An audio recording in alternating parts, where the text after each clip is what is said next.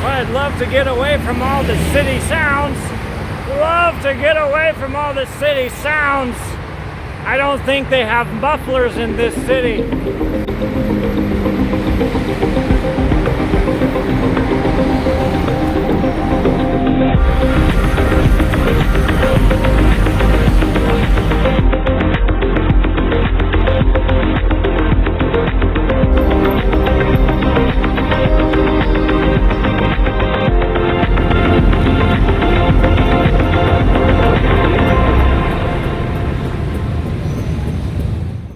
Well, I'm wiped out after one day of Bangkok. It was a little bit rough to get over here just because of getting up at 4 o'clock the day before and then having a 2 o'clock in the morning flight. So there was a 3-hour flight from Chongqing over to Bangkok. 1 hour time difference.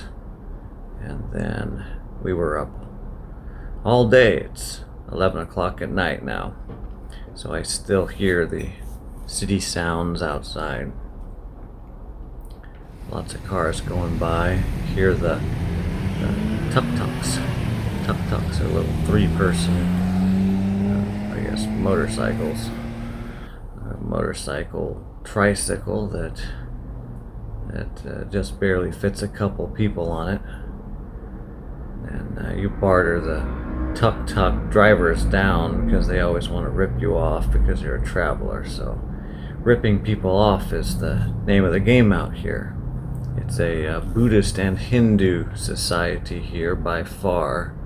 I was wondering why the crime rate was so high, and of course they have temples all over.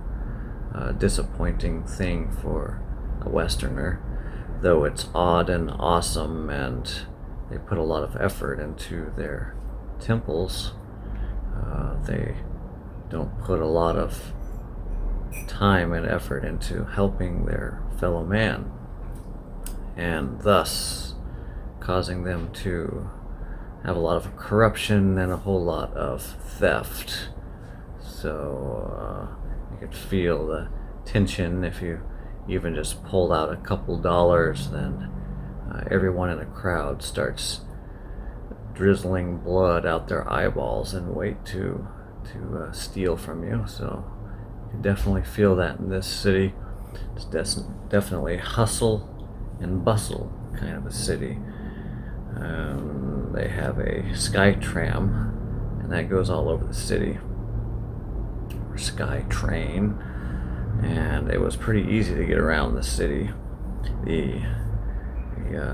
I flew into Don Mueang Airport in the northeast, and there was a bus that went to a north blue and green transit station in the north. Well, the blue and green lines in the north of Bangkok can take you all over Bangkok as soon as you get into the system. You just buy a day pass. The day pass costs about $5. So for Westerners or somebody that's touring, not a bad deal to be able to get all over the city for that amount of money. Well, definitely, I think there are a couple metro lines. There's the regular city line, and then there's the touristy line. The touristy line goes many, many miles up from the northwest into the southeast, and then there's another line that goes center into the southwest. And most of the stuff is situated around, most of the tourist stuff is situated around a curve in the river, and a lot of the temples are there. Temples and shrines, they have a lot all over.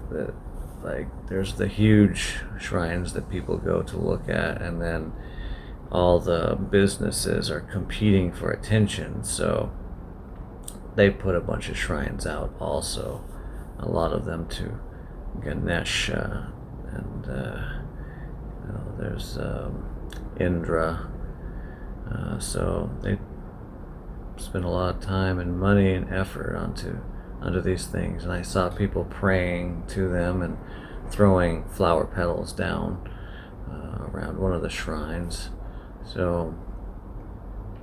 So it's awesome and creepy and weird, and it is possible to get around here.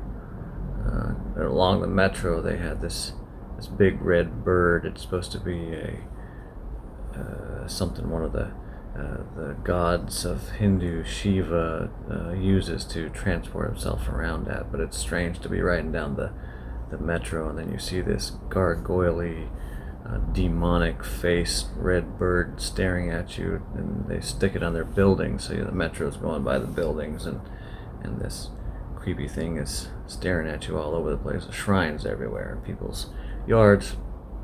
Anyway, that's the feel I get about Bangkok first day, and I had a little bit of time to had to crash sleep, and then kind of get up and do some more stuff. The food was amazing, and so definitely recommend the food. If you're coming by this way, you will love the food if you're into spicy food. So thanks for watching, and hope you have a great week. Hope this helps you with your travel plans.